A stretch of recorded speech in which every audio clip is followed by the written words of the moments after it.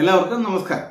2026 July മാസത്തെ മീനക്കൂറുകാരുടെ ഫലം എങ്ങനെയുണ്ട് നമുക്ക് നോക്കാം. മീനക്കൂറ് എന്ന് പറയുന്നത് പൂരിട്ടാതി അവസാനത്തെ 15 നാഴികയും ഉത്രട്ടാതിയും രേവതിയും ചേരുന്നതാണ്. ഈ ജന്മരാശിയിൽ ശനി, മൂന്നാമത്തെ രാശിയിൽ ചൊവ്വ, 4 സൂര്യൻ, 5 വ്യാഴം, ശുക്രൻ, ബുധൻ, 6 കേതു, 12 രാഹു, ഇങ്ങനെയാണ് ഗ്രഹസ്ഥിതികളുള്ളത്. 7 ശനിയുള്ള സമയമാണ് എന്നുള്ളത് കൊണ്ട് അത്തരം കാര്യങ്ങൾ ശ്രദ്ധിക്കുക.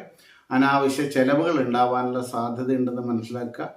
എന്നാൽ 5-ാം ഭാവത്തിലുള്ള വ്യാഴത്തിൻ്റെ സ്ഥിതി പൂർവ്വപുണ്യം മുതലായവയൊക്കെ ഉള്ളത് കൊണ്ടും തീർത്ഥാടനങ്ങൾ നടത്തുക, ക്ഷേത്ര ദർശനം നടത്തുക മുതലായ കാര്യങ്ങളൊക്കെ ചെയ്യുമ്പോൾ മനസ്സിനൊരു ഉല്ലാസവും അതുപോലെ തന്നെ നമ്മൾക്കുള്ള മറ്റുള്ള പ്രശ്നങ്ങളെ ഒന്ന് അതിജീവിക്കാനുള്ള ഒരു മനഃശക്തി നേടാനുള്ള സാഹചര്യം ഉണ്ടാകുമെന്ന് മനസ്സിലാക്കുക. സന്താന സുഖം ഉണ്ടാകുമെന്ന് മനസ്സിലാക്കുക. അതുപോലെ തന്നെ നമുക്ക് സാമ്പത്തിക കാര്യങ്ങളിൽ പ്രത്യേകിച്ചിട്ട് 5-ാം ഭാവത്തിൽ ബഹുഗ്രഹ യോഗമുള്ളതുകൊണ്ട് ഈ കല, സാഹിത്യം, ഗവേഷണം, അതുപോലെ കൺസൾട്ടൻസി, വിദ്യാഭ്യാസവുമായി ബന്ധപ്പെട്ട് പ്രവർത്തിക്കുന്ന ആളുകൾ, അത്തരം ആളുകൾക്കൊക്കെ ഗുണമുണ്ടാവേണ്ട സമയം, അംഗീകാരങ്ങൾ കിട്ടേണ്ട സമയമാണെന്ന് മനസ്സിലാക്കുക. അത്തരം കാര്യങ്ങൾക്ക് നേട്ടം ഉണ്ടാവുമെന്ന് മനസ്സിലാക്കുക. സാമ്പത്തിക കാര്യങ്ങളിൽ 3-ാമത്തെ രാശിയിലെ ചൊവ്വയാണ്.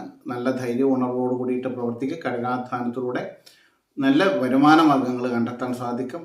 ജന്മശനി തുടരുന്നത് കൊണ്ട് അത്തരം കാര്യങ്ങളിൽ കുറച്ച് മന്ദത അനുഭവപ്പെടുന്നതായിട്ട് കാണാം എന്നുള്ളതുകൊണ്ട് അത് ശ്രദ്ധിക്കുക. കുടുംബ ബന്ധം, പ്രണയം മുതലായ കാര്യങ്ങളിലൊക്കെ നമ്മൾ ചിന്തിച്ചു കഴിഞ്ഞാൽ 5-ാം ഭാവത്തിൽ വ്യാഴത്തിൻ്റെ സ്ഥിതി നല്ലതാണ്. സന്താനങ്ങളിൽ നിന്നൊക്കെ നല്ല വാർത്തകൾ കേൾക്കാനുള്ള യോഗമുണ്ട്.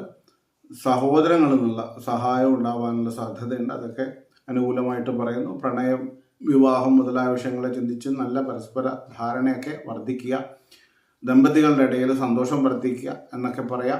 കൂടാതെ വിവാഹാലോചനകൾ നടത്തുന്നവർക്ക് അനുകൂലമായ നല്ലൊരു തീരുമാനങ്ങളൊക്കെ എടുക്കാൻ പറ്റുന്ന സമയമാണ്.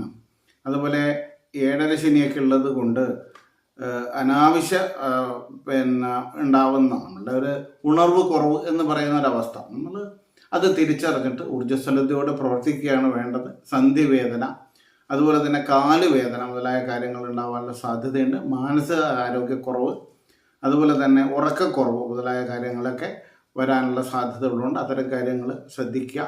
ഈ ജന്മശനി ദോഷമുള്ളത് കൊണ്ട് തന്നെ ശാസ്താക്ഷേത്രത്തിൽ ജന്മനക്ഷത്ര ദിവസമോ അല്ലെങ്കിൽ ശനിയാഴ്ചകളിലൊക്കെ പോയി അവിടെ ശാസ്താവിനെ പ്രാർത്ഥിക്കുക.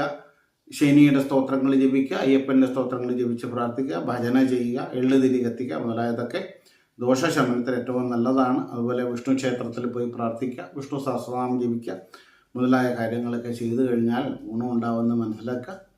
ഏതായാലും ഈ മാസം എല്ലാവർക്കും നല്ലതുണ്ടാവട്ടെ എന്ന് പ്രാർത്ഥിച്ചുകൊണ്ട് വീണ്ടും കാണുമ്പോഴേക്ക് എല്ലാവർക്കും ഒരിക്കൽ കൂടി നമസ്കാരം.